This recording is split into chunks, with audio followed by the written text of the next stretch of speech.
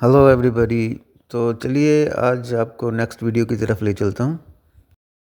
गांधी खुल्लम खुल्ला गरीबों को कह रहे हैं कि वो गरीबों के हैं और नरेंद्र मोदी अडानी अंबानी जैसे अमीर सेठों के हैं। अडानी को बिना मजदूरी बिना कुछ लाखों करोड़ रुपए देते हैं तो कहते देखो देखो देखो विकास हो रहा है। हमने मनरेगा किया, मजदूरी के लिए पैसा दे रहे हैं और कहते हैं गरीबों की आदत बिगाड़ रहे हैं। मैं आपका हूं, वो उनके हैं।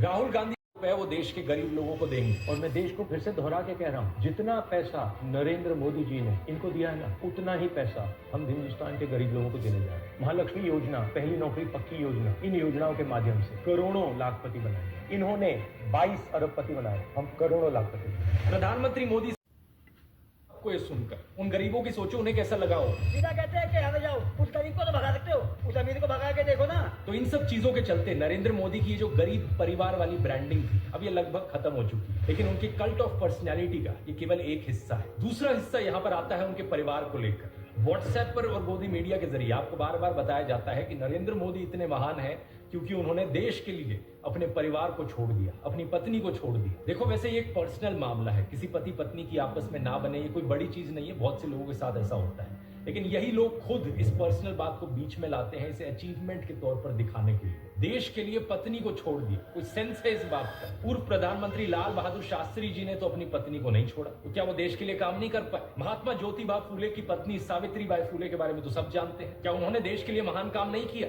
आपने अगर रामलीला देखी है तो उसमें भी देखा होगा कि कैसे सीता जी ने भी भगवान राम का साथ दिया वनवास में, और राम ने उन्हें बचाने के लिए क्या क्या नहीं किया। तो व्हाट्सएप यूनिवर्सिटी की एक ऐसी घटिया नारी विरोधी मानसिकता है, जहां आप औरत को एक अड़चन की तरह देखते हो, जहां आप पत्नी को छोड़ देने को एक अचीवमेंट की तरह दिखाते हो। और केवल पत्नी ही नहीं, बल्कि नरेंद्र मोदी के परिवार को लेकर भी व्हाट्सएप माफिया यही बात फैलाता है। अरे औरों की तो छोड़ो, नरेंद्र मोदी खुद इस बात को बार बार दोहराते रहते हैं, कहते हैं कि उन्होंने अपने परिवार को देश के लिए छोड़ दिया।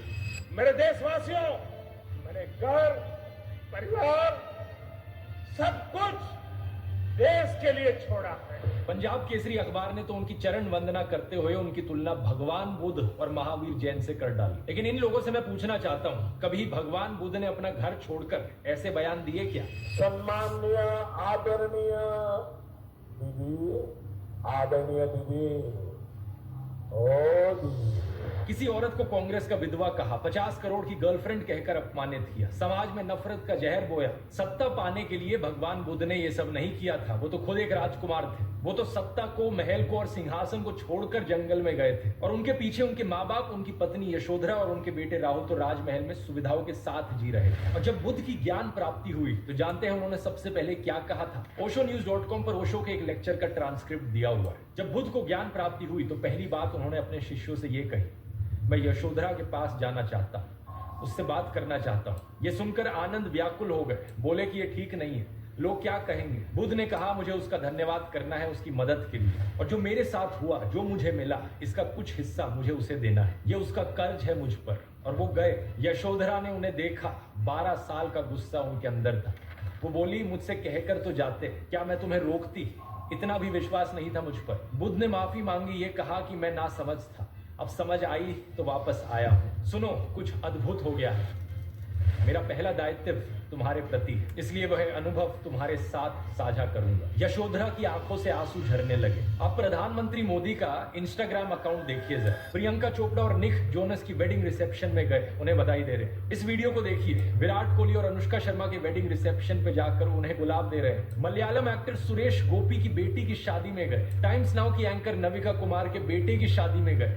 मुकेश अंबानी ने हॉस्पिटल खोला तो वहां बधाई देने पहुंच गए। इस न्यूज आर्टिकल को भी देखिए, नरेंद्र मोदी ने गौतम अडानी के बेटे करण की ग्रैंड एंगेजमेंट सेरेमनी को भी अटेंड किया। तो बॉलीवुड सेलिब्रिटीज और अमीर सेठों की शादियों में जाने के लिए बहुत समय है इनके पास। हालांकि इसमें कुछ गलत नहीं है, इनकी मर्जी अगर ये जाना चाहें तो।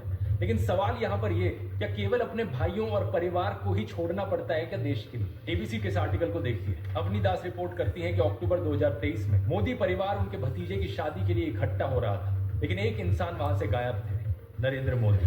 आपने फोटोज और वीडियोस में जरूर देखा होगा कि प्रधानमंत्री मोदी अपनी माता जी से मिलने जाया करते थे, जो कि अच्छी बात है। लेकिन कभी आपने नोटिस किया कि केवल वहां 3 लोग होते थे इस मुलाकात में? प्रधानमंत्री मोदी, उनकी माता जी और कैमरामैन। कभी कभार मुलाकात में 2-3 और लोग होते थे, लेकिन वो हमेशा और कैमरामैन ही होते थे। 3 शहजादे ने अभी घोषणा की, आप भी सुन करके हंसोगे। सुनाओ, जोरों से हंसना पड़ेगा आपको। और आपको ये भी मालूम कि ये टेम्पो में पैसा देते हैं, क्या ये आपका पर्सनल एक्सपीरियंस है क्या? फरवरी 2020 में गुजरात में नमस्ते ट्रंप इवेंट हुआ था, तो गरीबों को छुपाने के लिए एक 1600 फुट लंबी दीवार बनाई गई थी। जरा खुद सोचकर देखो, 1995 से लेकर 2020 25 साल से गुजरात में बीजेपी की सरकार थी, जिनमें से 3 बार तो खुद नरेंद्र मोदी ही चीफ मिनिस्टर थे, लेकिन इनसे गरीबी नहीं हटाई गई, उल्टा ये गरीबों को छुपाने लग गए।